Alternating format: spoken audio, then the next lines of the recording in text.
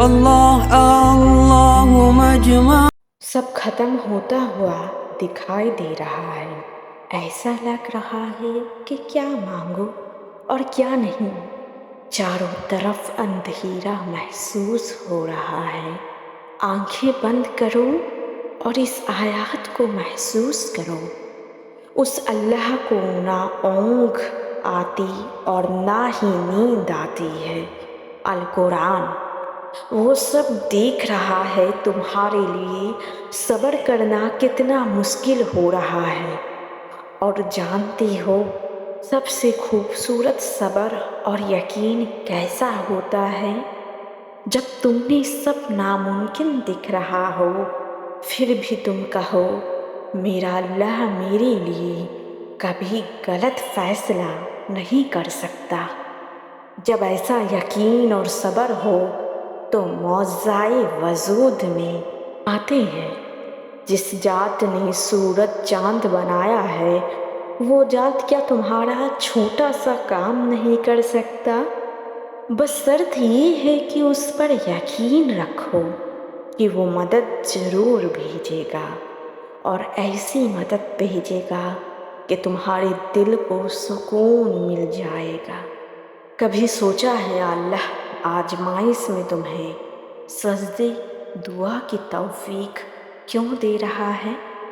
وہ چاہتا تو تمہیں اس آزمائش میں تھکا دیتا، لیکن دیکھو ابھی تک اس ذات سے دعا مانگ رہے ہو، سجدے کر رہے ہو، کیونکہ وہ ذات جلد ہی کن فرمانے والا ہے۔ ممکن اور ناممکن، حاصل اور لا حاصل، یہ سب فکریں تمہیں ہوتی ہے۔ وہ ذات تو الغانی ہے، وہ تو بس کن کہتا ہے تو فایا کن ہو جاتا ہے۔ تمہارا کام اس ذات کی مصلحتوں کو سمجھنے کا نہیں ہے، بلکہ اس ذات کی مصلحتوں پر یقین رکھنا کا ہے۔ اللہ فرماتا ہے کوئی مصیبت نہیں پہنچتی مگر اللہ کے حکم سے، اور جو شخص اللہ پر ایمان لاتا ہے تو وہ اس کے دل کو ہدایت فرما دے گا، اور اللہ ہر چیز کو خوب جاننے والا ہے۔ سورہ التغابن۔ وہ جانتا ہے تم تکلیف میں ہو، وہ بس تمہارا یقین اور صبر آزما رہا ہے، کیونکہ اس کو اپنی بندی پر بہت یقین ہے کہ وہ اس کی رضا کے لیے صبر کرے گا۔ مت بھولو وہ ذات العادل ہے، انصاف کرنے والا، الخبیر ہے، خبر رکھنے والا، اللطیف ہے، سب کام ٹھیک کرنے والا، مہربان ہے۔ وہ خوب جانتا ہے۔ مطمئن کرنا، بس اس ذات پر یقین رکھو، کیونکہ جس نے ابھی تک تمہیں سنبھال رکھا ہے وہ آگے بھی تمہارے بکھرے کام وہی سنبھالے گا، اور پھر اس کا سنبھالنا ہے مستقل ہے۔ دعائیں دیر سے قبول نہیں ہوتی، تم زیادہ جلد باز ہو جاتے ہو۔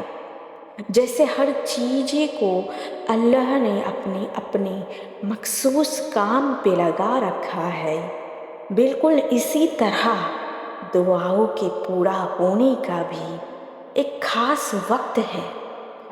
دعائیں تب ہی قبول کر لی جاتی ہے جب تم انہیں منہ سے نکالتے ہو، لیکن ان قبول ہوئی دعاؤں کے لیے اللہ نے بہترین کا لمحہ رکھا ہوتا ہے۔ سورہ الصافات میں اللہ فرماتا ہے، یعنی جب تمہاری مانگی ہوئی چیزیں تمہارے حق میں بہتر ہوتی ہے، اور ہو سکتا ہے جو وقت تم اب مایوسی کی نظر کر رہے ہو وہی ان دعاؤں کے پورا ہونے کا وقت ہو۔ یقین رکھو اپنے رب پہ، مایوس مت ہو۔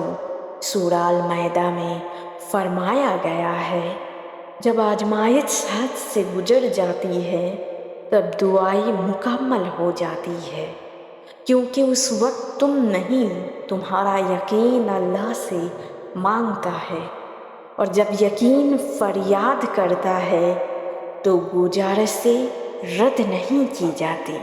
مایوس وہ ہوتے ہیں جن کو رب پر یقین نہیں ہوتا، مایوس وہ ہوتے ہیں جن کا ایمان کمزور ہوتا ہے، مایوس وہ ہوتے ہیں جو ڈر جاتے ہیں دنیا سے۔ تم سنو تم ایسے لوگوں میں شامل نہ ہونا، ہمیشہ اس بات کو یاد رکھنا، تمہاری مصیبتوں سے تمہارا رب بہت بڑا ہے۔ توکل ہو تو حضرت موسیٰ علیہ السلام جیسا۔ زندگی میں اکثر ایسے لمحات آتے ہیں جب ہمیں لگتا ہے کہ جیسے ہم نے سب کچھ کھو دیا ہو، تب ہر چیز ہمیں بکھری ہوئی، ٹوٹی ہوئی نظر آ رہی ہوتی ہے، لیکن چیزیں اکثر وہ نہیں ہوتی جو ہمیں نظر آ رہی ہوتی ہے۔